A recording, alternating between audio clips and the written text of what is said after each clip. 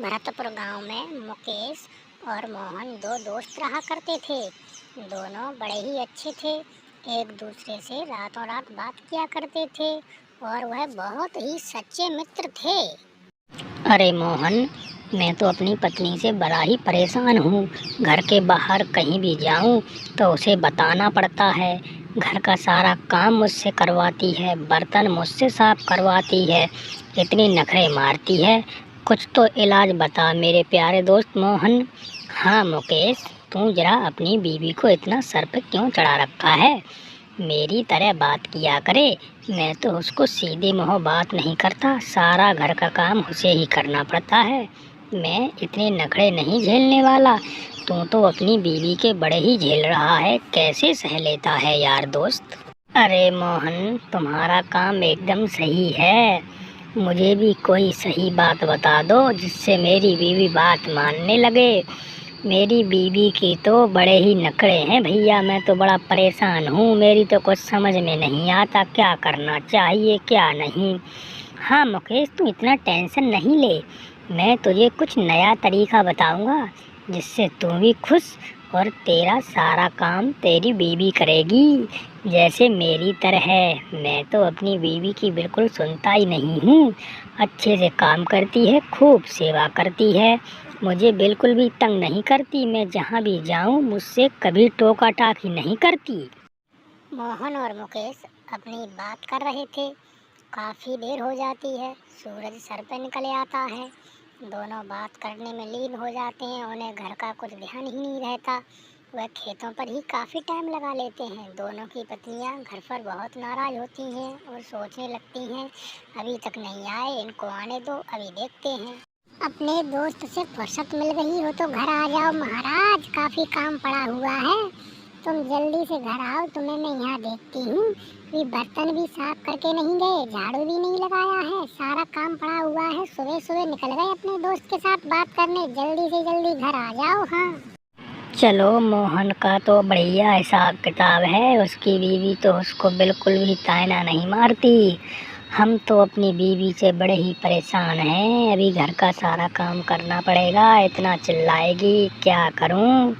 इतनी नखरे झेल रहा हूँ, मेरी तो समझ में नहीं आता। ऐसा लगता है घर और गांव को छोड़ के कहीं दूर चला जाऊं, यहाँ बीवी की शक्ल देखने को भी ना मिले। इसके नखरे, हाय हाय मर जावा, क्या करूं?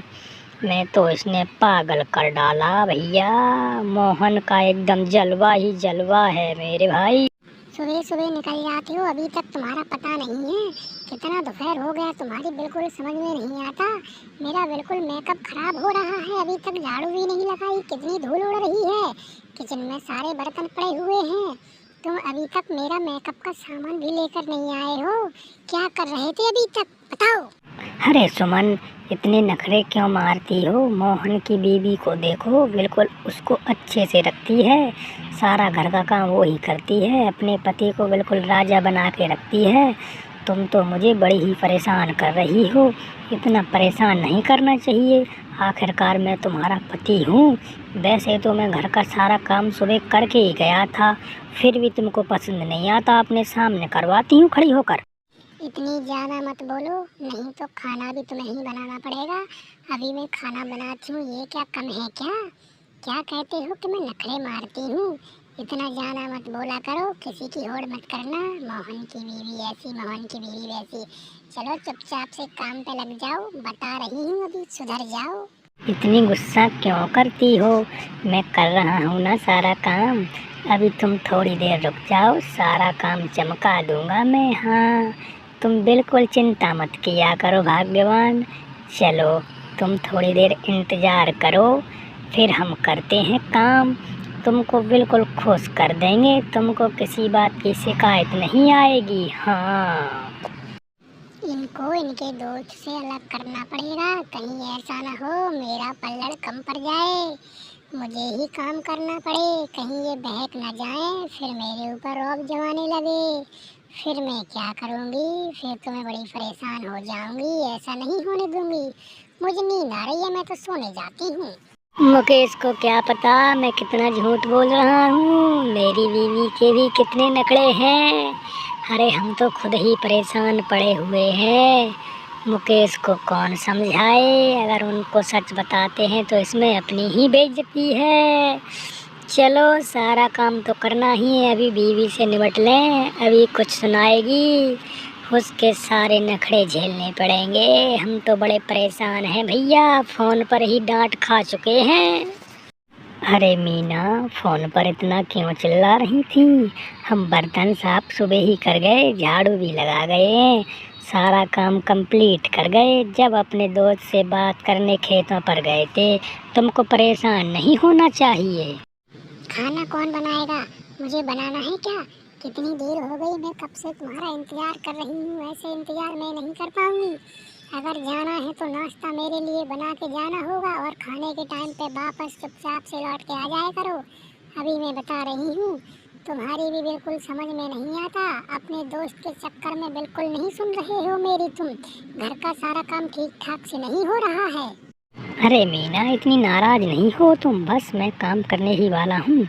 थोड़ी देर तुम इंतज़ार करो, अभी यूँ खाना यूँ नाश्ता सब फटाफट से कर दूँगा। जाओ तुम अब अपने कमरे में जाके आराम करो, अब हम सब काम देख लेंगे, तुम चिंता मत करो। हाँ ठीक है ठीक है, मुझे जाना, इतना चूना मत लगाओ कि मेरा भी मन पिघल जाए। मैं पिघलने वाली में से नहीं हूँ, सारे घर का काम तुम्हें ही करना पड़ेगा। अभी बता रही हूँ। हाँ जाओ जाओ, चुपके से करने लगो, मुझे टाइम पर खाना चाहिए, फिर मुझे सोना भी है, मुझे नींद आ रही है, मेरा मेकअप खराब हो जाएगा। आजकल के पतियों का यही हाल है, बीवी के नखरे देख देख कर हम तो बड़े परेशान हो गए। न मानो तो सब गड़बड़ हो जाती है। मुकेश को अगर मेरी सच्चाई पता चलेगी तो बड़ा ही हंसेगा मुझ पर। मेरे पर भी कितना जुल्म हो रहा है उसे पता ही नहीं है। अरे महाराज, अभी तक बातें बनाने में ही लगे हो या कुछ काम भी हो पाया है? जल्दी जल्दी से काम कर लो।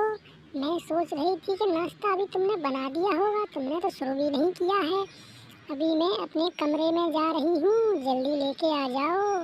इसमें तो बड़ी ही गर्मी है, मेरा मेकअप खराब हो रहा है, जल्दी से आ जाओ कमरे में। इनका इनके दोस्त से मिलना जुलना बंद करना पड़ेगा।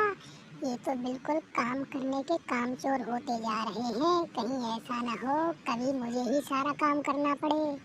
इनका काम बिल्कुल बंद कर दूंगी।